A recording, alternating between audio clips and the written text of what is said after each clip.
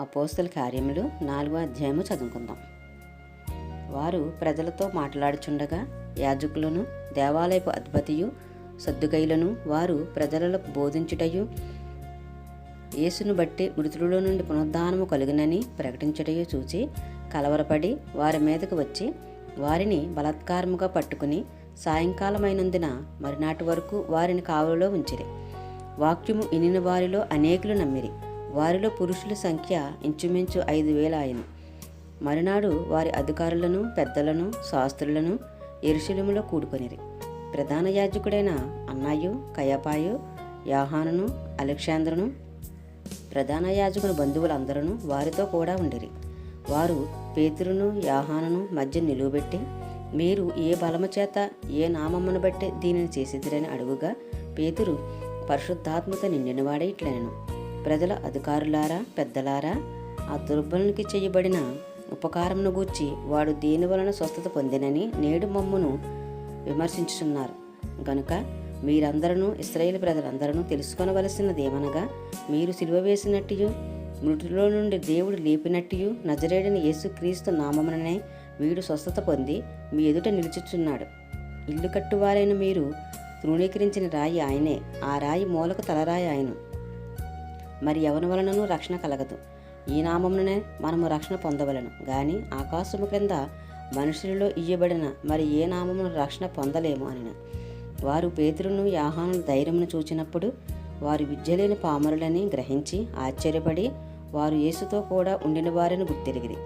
స్వస్థత పొందిన ఆ మనుషుడు వారితో కూడా నిలిచియుండుట చూచి ఏమియూ ఎదురు చెప్పలేకపోయారు. అప్పుడు సభ వెలుపలకు పొండని వారికి ఆజ్ఞాపించి తమలో తాము ఆలోచన చేసి, ఈ మనుషులను మనమేమి చేయదము? వారి చేత ప్రసిద్ధమైన సూచకక్రియ చేయబడి ఉన్నదని యెరూషలేములో కాపురమున్న వారందరికీ స్పష్టమే. అది జరగలేదని చెప్పజాలము.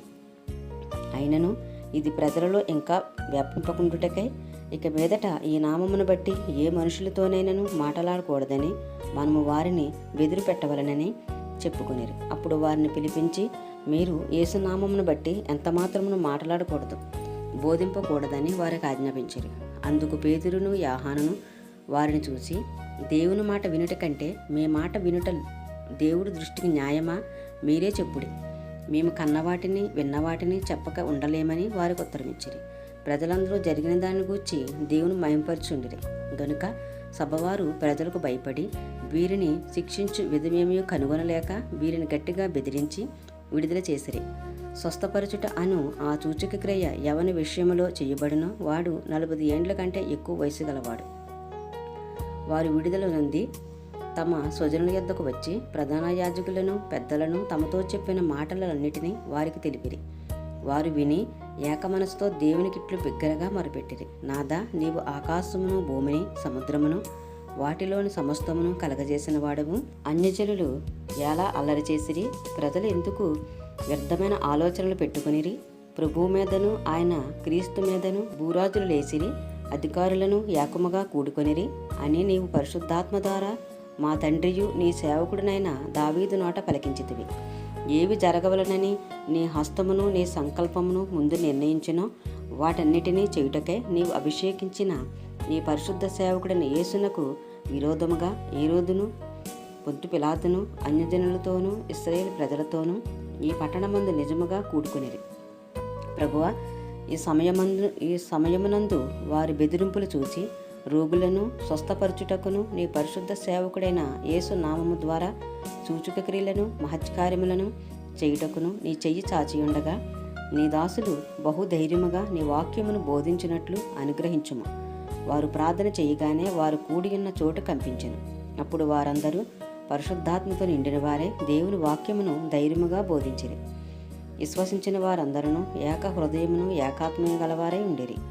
ఎవడునూ తనకు కలిగిన వాటిలో ఏదియూ తనదని అనుకొనలేదు. వారికి కలిగినదంతయు వారికి సముష్టిగా ఉండెను. ఇదియుగాక అపోస్తలులు బహుబలముగా ప్రభువైన యేసు పునరుద్ధానమును గూర్చి సాక్ష్యమిచ్చిరి. దైవకృప అందరియందు అధికముగా ఉండెను.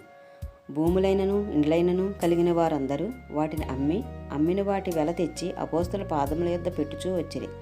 వారు ప్రతివానికి వాని అక్కర కొలది పంచిపెట్టిరి. గనుక వారిలో ఎవనికిని కొదువు లేకపోయాను. కుప్రాలో పుట్టిన లేవీయుడగు యోసేపు అను ఒకడుండెను. ఇతనికి అపోస్తలులు హెచ్చరిక పుత్రుడని అర్థమిచ్చు బర్నబా అను పేరు పెట్టి ఉండిరి. ఇతడు భూమి గలవాడై ఉండి దానిని అమ్మి దాని వెల తెచ్చి అపోస్తల పాదముల యొద్ద పెట్టెను.